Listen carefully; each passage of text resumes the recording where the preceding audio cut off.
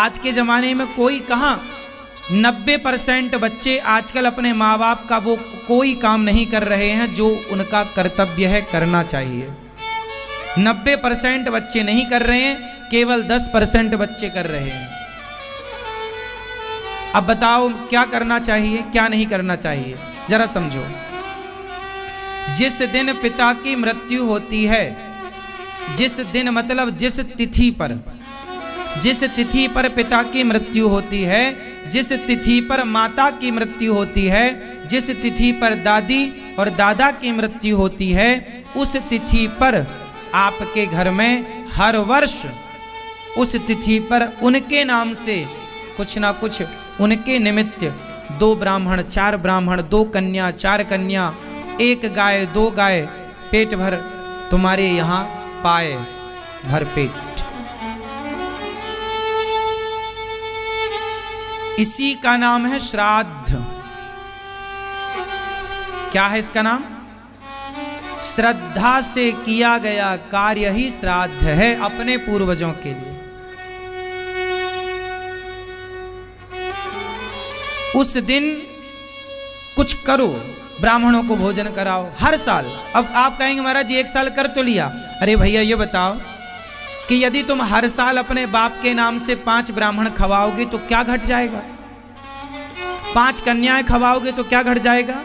और गैया को 4 रोटी खवा दोगे, पेट भर घास खवा दोगे तो क्या घट जाएगा?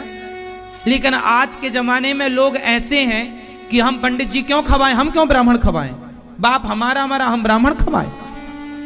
कुछ लोग ऐसी बातें भी करते हैं। मतलब आज के जमाने में शास्त्रों पर श्रद्धा लोगों की नहीं रही, शास्त्र वचन पर लोगों की श्रद्धा नहीं रही। इसलिए अपने पिता को अपनी मां को हर तिथि पर, मतलब साल में 1 बार तिथि आएगी उनके मरने की। अब जैसे किसी के पिताजी कार्तिक माह की अक्षय नवमी को किसी के पिताजी की माना मृत्यु हुई या माँ की, तो आपके लिए ये तिथि हर साल के लिए नोट कर लेनी चाहिए कि इस तिथि पर उनके नाम से कुछ हो जो आप कर सको। संतों को खिलाओ, अन्न दान करो। क्या है, जब आप किसी को खिलाते हैं ना तो किसी के माध्यम से ही कहीं जाता है, किसी के माध्यम। जैसे आप बैंक में पैसा डालते हो, आपका बेटा अमेरिका में पढ़ता है और उसे पैसे की जरूरत पड़ी, तो आपने उससे पैसे कैसे भेजोगे? जोर से। आपका बेटा यदि अमेरिका में पढ़ता है माना कि, और आपको उसे पैसे भेजना है 20,000 रुपए, तो कैसे भेजोगे? बैंक में। बैंक में आप डालोगे पैसा तो उसे क्या मिल जाएगा? उसे पैसा नहीं मिलेगा, उसे डॉलर मिलेगा। आप यहां डालेंगे पैसा और वहां मिलेगा डॉलर, क्योंकि वहां डॉलर चलता है। आपका बेटा लंदन में पढ़ता है तो यहां से डालोगे पैसा, वहां मिलेगा पाउंड, वहां पाउंड चलता है। हाँ या ना? जो आप भेज रहे हैं वो नहीं मिलेगा, लेकिन जो वहां की आवश्यकता उससे है वो जरूर मिल जाएगी।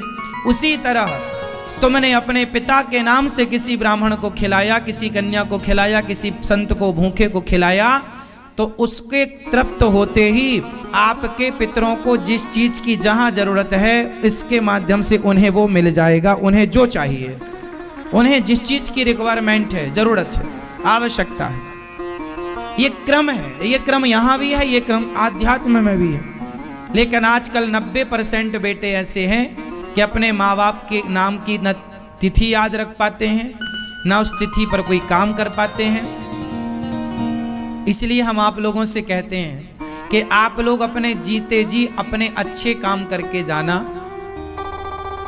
ताकि आपको बेटों के भरोसे ना बैठना पड़े कि बेटा तेरी ही करे, बेटा बरसी करे, बेटा श्राद्ध करे। करे तो अच्छा है, करना ही चाहिए, यही धर्म है।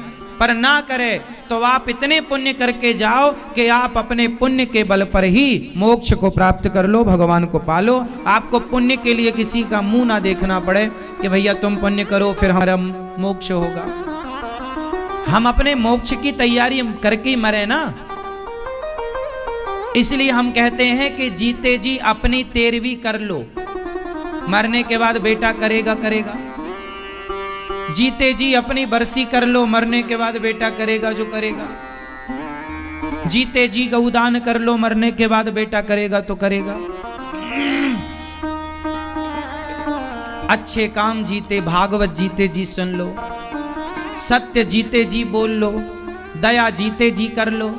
मरने के बाद तो ना सत्य बोल पाओगे, ना दया कर पाओगे, ना क्षमा कर पाओगे। जीते जी अच्छे काम कर लो भैया।